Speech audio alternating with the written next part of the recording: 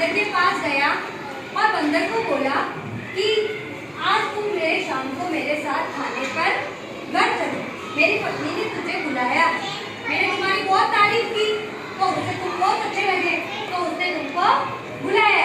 फिर बंदर ने कहा कि मैं कैसे जाऊंगा, तुम तो पानी में तैर सकते हो, मैं तो तैर ही नहीं सकता। तो मगरमच्छ ने उसके पीठ पे उसको बिठाकर ले गया। फिर आधे रास्ते पे जाके मगरमच्छ ने उसको सारी बात बता दी कि मेरी पत्नी ने तुम्हारा हृदय खाने के लिए तुम्हें घर पे बुलाया है। ये जो है वो हृदय खाने के लिए तुम्हें घर पे बुलाया है। तो फिर बंदर ने कहा ये बात तुम मुझे पहले बोलते तो मैं अपना दिल साथ में लेके आता, मैं तो अपना हृदय अपना दिल वही छोड़ के आया हूँ पेड़ पे। फिर मगरमच्छ ने कहा अच्छा, तो उसने बंदर ने कहा चलो तुम वापस मेरे पेड़ की तरफ चलो, हम वहां से लेके आते।